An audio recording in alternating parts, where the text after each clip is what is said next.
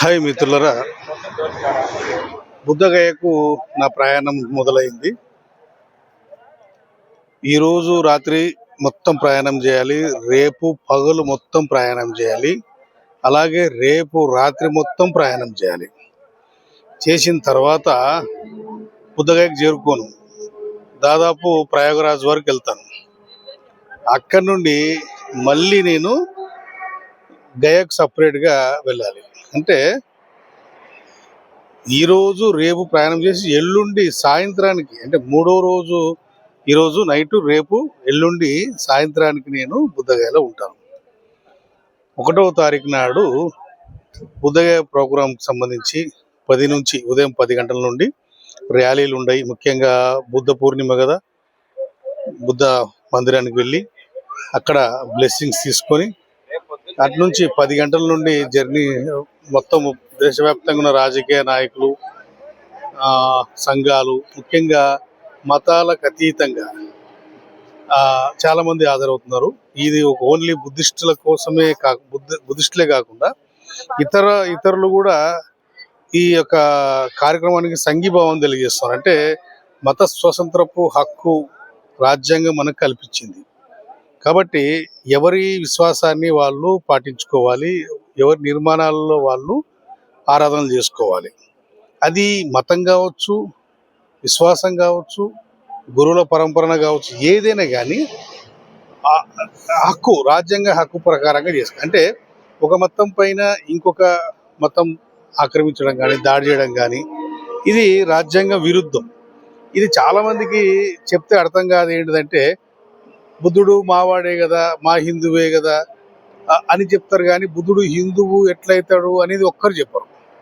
ఆయన హిందువు ఎట్లయితాడు, ఆయన ఏ గ్రంథాలు ఉన్నాయి, ఆయన ఏ శ్లోకాలు ఆయన బుద్ధుడి హిందువు అని చెప్పారు. అసలు బ్రాహ్మణులు రేపు బుద్ధ పూర్ణిమ నాడు మీరు చూడండి, ఇంత నీతి మాటలు చెప్తున్నారు కదా.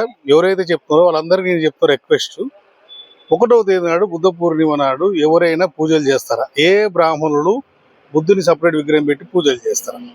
ఆ విషయానికి వస్తే ఆయన గురువు కాదు, దేవుడు కాదు, ఆయన మామూలు వ్యక్తి అంటారు. మరి ఆయన వ్యక్తి అయినప్పుడు, ఆయన దేవుడు కాదన్నప్పుడు మరి మీరు అవతారాలు ఎందుకు చేర్చుకున్నారని, దశావతారం అనేటి చెప్తారు? మీకు అసలు మీ గ్రంథాల్లో ఆయన ప్రస్తావన లేదు. ఇంకా ఆయన తిట్టారు కొన్ని రామాయణ దానుల్లో. జాబాలికి చెప్తున్నప్పుడు తథాగతుని వెంట తిరగొద్దు, నువ్వు కూడా దొంగ లేకుంటే నీ నాస్తిక తయారవుతావు అని చెప్పి ప్రస్తావన ఉంది. అంటే ఇక్కడ ఏం జరుగుతుందంటే మీ గ్రంథాల్లో లేదు. పోనీ బౌద్ధ గ్రంథాల్లోన ఏదైనా 80 గ్రంథాల పైన ఉన్నాయి చాలా, అంటే మామూలుగా లిఖితపూర్వకంగా ప్రాచీన గ్రంథాల్లో. ఏ గ్రంథాల్లో కూడా బుద్ధుడు హిందూ మతాన్ని అనుసరిస్తున్నట్టు, విష్ణు అవతారం ఉన్నట్టు ఎక్కడ ఏ గ్రంథాల్లో కనిపించదు.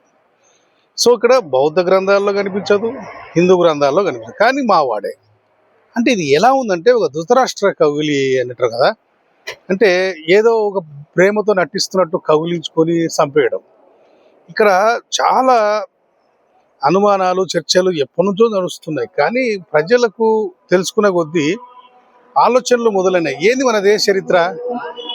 పురాణాల మీదనే బేస్ అయి ఉందా, లేకుంటే చరిత్ర మనుషులు నడినట్టు చరిత్ర నడిపినట్టు? ఎక్కడ చూసినా రామాయణ మహాభారతాలు ఇతిహాసాలే చెప్తే వాస్తవ చరిత్ర ఏంటిది అనేది ప్రజల ఆలోచన మొదలైంది. సో ఇక్కడ బుద్ధ పూర్ణిమ గురించి మనం మాట్లాడుకుంటే, నేను నా బౌద్ధ అన్వేషణలో ఇది 3వసారి నేను బుద్ధ పూర్ణిమకు వెళ్ళడం. అంటే మామూలుగా అన్వేషణలో భాగంగా నేను బుద్ధగయకు చాలా సందర్భాల్లో వెళ్ళాను, చాలా షూటింగ్లు చేశాను బీహార్ ప్రాంతంలో. కానీ ఒక పోరాట తత్వంగా, ఒక ప్రశ్నించే విషయంగా ఇది 3వసారి వెళ్ళడం. అంటే మొదటిసారికి, 2వసారికి, 3వసారికి చాలా మార్పులు చెందాయి. 2వసారికి బౌద్ధ భిక్షులని ఏకం కానియకుండా కుట్రలు చేశారు. అంటే వాళ్ళకు చీలికలు తీసుకొచ్చారు.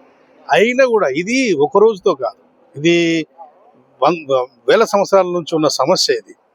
కాబట్టి ఇక్కడ ఈసారి పూర్తి ఒక బౌద్ధులే కాకుండా అన్ని సంఘాలు, అన్ని రాజకీయ సంఘాలు కావచ్చు,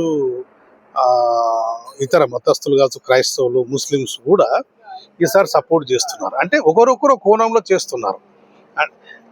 ఈ పోరాటం ఉధృతం అవుతుంది. ఇప్పటికైనా కూడా మనము మన దేశంలో ప్రశాంతత కోరుకోవాలి, రాజ్యాంగాన్ని గౌరవించాలి, హక్కులని గౌరవించాలనుకున్నప్పుడు ఇంకా కూడా మేము ఇదే మొరటుగానే ఉంటాము. మా దగ్గర ఆధారాలు లేవు, బుద్ధుడు మావాడని చెప్పడానికి ఆధారాలు లేవు, గ్రంథాలు లిఖిత గ్రంథాలు లేవు, అయినా కూడా మేము మావాడే అంటాము, ఆక్రమించుకుంటామంటే ఇప్పుడు గడ్డి పరకలైన మొదట ఏనుగుని మదించాయి బంధించాయి అనేది ఒకటి నానుడు ఉంది. ఒకప్పుడు ఈ దేశం బౌద్ధ భారతదేశం, కానీ దాన్ని తర్వాత కాలంలో మీకు చాలా సందర్భాల్లో ఇది కొత్త చెప్పేదేం కాదు. బౌద్ధం ఎట్లా కనుమరైంది, నిజంగా బౌద్ధం ప్రజల్నే తిరస్కరించారంటే మరి 22 దేశాల్లో బౌద్ధం ఎట్లా ఉంది? ఈరోజు ప్రపంచాన్ని ఎట్లా శాసిస్తుంది? టెక్నాలజీ రంగంలో, ప్రొడక్ట్ రంగంలో, ఉత్పత్తి రంగంలో అన్నిట్లో ఉంది కదా. మరి అది ప్రజలు తిరస్కరిస్తే అట్లా డెవలప్ అయింది. సో ఇక్కడ అన్నీ ఏంటిదంటే ఏదో కథలు చెప్పారు, మసిపూశారు, మారడికాయ చేశారు, ఏదో చేశారు, మొత్తానికైతే బౌద్ధాన్ని ఆక్రమించుకున్నారని తెలుస్తుంది. ఇక అది ఆ కాలం చెల్లిండొచ్చు. రాజ్యాంగం ఎప్పుడైతే అమలైన తర్వాత మనిషికి ప్రశ్నించే హక్కు వచ్చింది, ప్రతి ఒక్కరు చదువుకునే హక్కు కలిగింది. సో ఈ ప్రశ్నలోంచి వాస్తవ చరిత్రలోకి ప్రజలు వెళ్తున్నారు. ఇంకా కూడా మేము పాత కథలే చెప్తాము, మేము చెప్పిందే వీరు వినాలంటే ప్రజలు వినే పరిస్థితి లేదు. రాబో రోజుల్లో ఏమైనా జరగవచ్చు, అది దానికి కారకులు మీరే అవుతారని చెప్తున్నాను నేను. అంటే భారతదేశాన్ని విచ్ఛిన్నం చేయాలి, మత కలహాల గొడవల్లోకి తీసుకెళ్ళాలి అని మీరు ఆలోచనలో ఉంటే అది కరెక్ట్ విధానం కాదు. ఎందుకంటే ప్రజలే అంతిమ తీర్పు ఏదానికైనా కూడా. ప్రజలు చాలా మనం చూస్తున్నాం, సిరియా చూస్తున్నాం, చాలా దేశాలు చూస్తే ప్రజల తిరుగుబాట్లు ఎట్లా ఉంటాయంటే, ఇప్పుడు మనం నేపాల్ చూసాం. నేపాల్లో రోడ్ల మీద ఉరికించి కొట్టారు. అది కాన్సెప్ట్ ఏదైనా కావచ్చు, ప్రజలు చైతన్యవంతులు అయినప్పుడు ఆ రోజు చాలా ఘోరంగా ఉంటుంది. కాబట్టి ఇక్కడ ఏంటంటే ఏదైనా సరే రాజ్యాంగ పద్ధతిలో, చట్ట పద్ధతిలోనే మేము అడుగుతున్నాం. బుద్ధుని మందిరంలో మీకు ఏం పని అంటే మాకేం పని, మేము కూడా అక్కడ ఉంటాము, ఇది బుద్ధుడు మావాడే అని చెప్పడానికి మీరు చెప్తే అదే చెప్తున్నాం. బుద్ధుడు మీ వాడని ఎట్లయితాడు, ఆధారాలు ఏంటి, ఇవన్నీ ఏం చెప్పరు. మీకు బలం ఉంది కాబట్టి మేము ఏం చేసినా చెల్తుంది అంటే అది ఎప్పుడు అదే చెప్తున్నా కదా. ఇది చరిత్ర. భూమి ఇది నాది అని చెప్పినప్పుడల్లా నవ్వుతుంటదంట. అంటే నీలాంటి గొట్టంగాళ్ళు, నీలాంటి వాళ్ళు ఎంతమందో వచ్చిపోయారు బాబు, అందరూ నా భూమిలోనే కలిసిపోయారు, కాబట్టి ఎవరిది కాదు ఇది.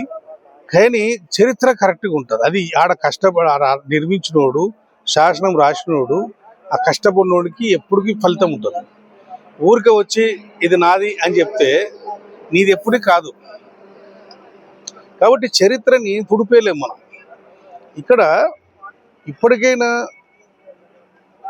వేరే మతాలు కూడా యాక్చువల్ అంటే బుద్ధిజంలో దేవుడు లేడు, గుణాలు ఉన్నాయి, అంతర్లీన గుణాలు. నువ్వు ఎలా మార్పు చెందాలి, నీలో ద్వేషం, రాగం ఇవన్నీ తగ్గించుకో అని చెప్తుంటారు. వాటికి సంబంధించిన శిల్పాలు ఉంటాయి. అంటే బుద్ధిజంలో దేవుడు లేడు అనే కాన్సెప్ట్ ఉండి కూడా ఇస్లాం క్రైస్తవులు సపోర్ట్ చేయడానికి వస్తున్నారంటే అది ద్వేషంతో కాదు. అంటే ఏదో వీళ్ళు కలిస్తే హిందూ మతం నాశనం అవుతారు. బుద్ధిజము కరెంటు ప్లగ్ లాంటిది, దాంట్లో ఏ అస్థిక మతాలు ఏలు పెట్టినా షాక్ కొడతాయి. అంటే ఇక్కడ వాళ్ళు పరమత సహనంతో, అంటే వాళ్ళకున్న నిర్మాణము 22 దేశాలకు ఒక ఆరాధనగా భావించే, ఇప్పుడు ముస్లింలకు మక్కా ఎట్లనో, క్రైస్తవులకు జెరూసలేం ఎట్లనో, హిందువులకు వాళ్ళ భక్తి ఆరాధన మందిరాలు ఎట్లనో, మరి బుద్ధులకు కూడా ఒకటి ఉండాలి కదా, ఉంది కదా. మరి దానిని ఆక్రమించుకొని ఇది మాదే, మేము ఉంటాం, దానిలో మేమే పెత్తనం చేస్తాం, మీరు మైనారిటీలుగా ఉండాలంటే ఎట్లయితుంది. కాబట్టి వాళ్ళు ఈ విషయంలో కూడా సపోర్ట్గా ముందుకు వస్తున్నారు. ఇక్కడ చూడండి పోరాటం ఎట్లా ఉధృతమైందంటే లాస్ట్కి ఇతర మతాలు కూడా దేవుడు లేడు అని చెప్పే సిద్ధాంతానికి సపోర్ట్గా వచ్చారంటే ఇది మానవతా విలువల కిందకి వస్తాయి. ఇప్పటికైనా మన వాళ్ళు ఆలోచించుకొని ఎవరి పరిధిలో వాళ్ళు విశ్వాసం, అది ఒకరికి దేవుడు మొక్కుంటేనే నమ్మకం ఉంటుంది. కొంతమందికి ఒక పార్కులో కూర్చుంటే అతనికి ప్రశాంతత ఉంటుంది. అంటే విశ్వాసం అనేది వ్యక్తిగతం, అది ఇష్టపడే వాళ్ళకు వాళ్ళు నిర్మించుకున్న నిర్మాణం కావచ్చు, ఏదైనా కానీ వాళ్ళ పరిధిలోకి వదిలేయాలి. ఏదో కథలు రాసి దానికి అల్లి ఈ పేర్లు పెట్టేసి ఇది మేము అంటే ఒకప్పుడు నడిచిండొచ్చు. విద్య లేకుండా సుల్తానులతోని దండయాత్రలు చేపించి విద్యా వైద్యం లేకుండా చేసి పడేసి అంటే తరతరాలుగా అసలు ఇది మేమే చెప్పింది మీ నోటుకొచ్చిందలా రాసేసి ఇదే మీరు నమ్మాలి, ఇదే మీరు వినాలి, ఇదే చరిత్ర అని చెప్పేసి ప్రజలని చేశారు. కానీ ఎప్పుడు ఒకవేళ ఉండదు కదా, మళ్ళీ చరిత్ర పునరావృతం అవుతుంది. ఇప్పటికైనా తప్పులు తెలుసుకొని ప్రజలతో మమేకమయ్యి ప్రజల ఇష్టాల ప్రకారంగా వెళ్ళాల్సిన అవసరం ఉంది. ఈరోజు ఇంకా మాకు బలం ఉందిలే, ఏమైనా జరుగుతుంది, ఏమైనా చేయొచ్చు అనుకుంటే ఎప్పుడు ఒకేలా ఉండదు. సమాధానం చెప్పే రోజులు ఉన్నాయి. ఇప్పుడు చూడండి, 3 ఏళ్లలో నేను వెళితే ఉద్యమము చాలా రూపాలుగా మారుతూ వస్తుంది. రేపొద్దున ఇంకా 2-3 ఏళ్ళకి పోతే అది ఏ స్థాయికి వెళ్తుందో చెప్పడం. ఇప్పటి వరకు విదేశాలకు వీళ్ళు ఏం చెప్తున్నారంటే వెళ్ళి మేము బుద్ధుని భూమి నుంచి వస్తున్నాము అని అంటే దాచిపెట్టారు. అంటే ఈ దేశంలో మీడియా, మల్టీమీడియా, ప్రింట్ మీడియా ఏం చేసిందంటే దాచిపెట్టేసింది. అంటే చరిత్రని చెప్పనీయకపోవడం, దాని గురించి బుద్ధ పూర్ణిమ గురించి చెప్పకపోవడం, బుద్ధుని గురించి విషయాలు చెప్పకపోవడం, ఎంతసేపున రామ జన్మభూమి, ద్వారక, కాశీ ఇట్లా ఈ విషయాలు చెప్తున్నారు కానీ అసలు వాస్తవ చరిత్ర చెప్పకపోవడం. ఇదంతా బయట దేశాల్లో ఏం చెప్తున్నారు, వీళ్ళు పోయినప్పుడు అక్కడ పోతే మేము బుద్ధ ల్యాండ్ నుంచి వచ్చినాము, బుద్ధుని స్థలం నుంచి వచ్చినాము, మేము శాంతిని కోరుకునే మేధావులం అని చెప్పేసి ఆడ చెప్తారు. ఆడ చెప్పడమే కాకుండా వాళ్ళకి బుద్ధుని విగ్రహాలు ఇచ్చి ఇస్తారు. అంటే ప్రపంచం దృష్టిలో ఇది రాముడు దేశము, కృష్ణుడు దేశం అని చెప్పేసి చెప్పనీకి లేదు. ఎందుకంటే దానికి చారిత్రక ఆధారాలు లేవు. మీరు గమనించండి, ఏ ప్రధానమంత్రి కానీ, ఇప్పుడున్న అంతకుముందు ప్రధానమంత్రులు కానీ, విదేశాంగ మంత్రులు కానీ వీళ్ళు చేసే పని ఏంటిది, బయట పోతే రాముడు కృష్ణుడు చెప్పారు. సరే, అక్కడి నుంచి వచ్చిన వాళ్ళు బయట దేశం నుంచి వచ్చిన వాళ్ళకి సపరేట్గా వాళ్ళకు బుద్ధుని విగ్రహాలు ఇచ్చి, బోధిసత్వ విగ్రహాలు ఇచ్చి బుద్ధుని గురించే చెప్తారు. సో ఇక్కడ నిజంగా మీకు అన్ని రైట్స్, మీకు అన్ని సిస్టమ్స్ అన్ని మీదే ఆధారాలు ఉంటే మీరు ప్రపంచానికి రాముడు కృష్ణుడు ఎందుకు చెప్పలేకపోతున్నారు? అంటే ఇక్కడ ఏం జరుగుతుందంటే ద్వంద్వ నీతి, అంటే ఆక్రమణ అనేది ఈజీ కనపడుతుంది. ఇక్కడ దాచేది ఏం లేదు, ఈజీ కనపడుతుంది. ప్రపంచానికి మీరు బౌద్ధ దేశాలకు ఏమనుకుంటారంటే బాగానే బుద్ధ దేశమే ఉంది కదా అనుకుంటారు. ఇప్పుడు ఈ పోరాటాల వల్ల ఏమవుతుందంటే కేవలం బుద్ధ పూర్ణిమ నాడే ఈ పోరాటాలు ఎందుకు చేస్తారంటే ఆ రోజు దేశ విదేశాల నుంచి మొత్తము బుద్ధుని దగ్గరికి వస్తారు. అక్కడ వాళ్ళకి అర్థమవుతుంది ఏంటిది ఇది. ఇప్పుడు 3వ సంవత్సరానికి వాళ్ళకి అరే ఇదంతా వచ్చిన వాళ్ళంతా గవర్నమెంట్ బౌద్ధ ల్యాండ్ నుంచి వచ్చినామని చెప్తారు, మరి ఇక్కడేంది అంతర్లీనంగా ఏం జరుగుతుంది ఇక్కడ అనేది ఒక చర్చ వస్తుంది. అంటే 3వ సంవత్సరానికి ఆల్రెడీ విదేశాలలోకి వెళ్ళిపోతుంది. ఆల్రెడీ విదేశాల వాళ్ళు ప్రశ్నిస్తుంటే నరేంద్ర మోడీ పోయిన సంవత్సరం 2025లో బౌద్ధ దేశాలని తిరిగి వచ్చి మళ్ళీ అదేదో మేనేజ్ చేసుకున్నాడు. ఇంకా రాంగరంగా మేనేజ్ చేసుకునే పరిస్థితి ఉండదు. కాబట్టి ఇట్లా మీరు బయట చెప్పుకుంటూ లోపల ఇంకొక రకంగా చెప్పుకుంటూ అంటే వచ్చిన వాళ్ళకు అబద్ధాలు చెప్పుకుంటూ ఇలా చేయాల్సిన అవసరం ఏమొచ్చింది? ఇలా ఒక రిలీజన్, ఒక సిద్ధాంతం పైన ఒక మార్గము నిర్మించిన కట్టడాలను ఆక్రమించుకొని, ఆ సింబల్స్ని, ఆ విగ్రహాలని ఆక్రమించుకొని వాటికి మీరు పేర్లు పెట్టేసి ఇది మాదే ఇదని చెప్పడం ఎన్నాళ్ళు సాగుతుంది? అబద్ధం సాగదు కదా. కాబట్టి ఇప్పటికైనా కూడా రియలైజ్ కావాల్సిన అవసరం ఉంది. వాస్తవ చరిత్రను ప్రజలు తెలుసుకుంటున్నారు కాబట్టి రాబో రోజుల్లో ఎప్పుడైతే ఇన్నాళ్ళు మేము మోసపోయినామా అనే పరిస్థితి ప్రజల్లో వచ్చినప్పుడు చాలా ఇబ్బందికరమైన పరిస్థితులు ఎదురవుతాయి మిత్రులరా. ముఖ్యంగా భారతదేశ చరిత్రను బతికించుకుందాం.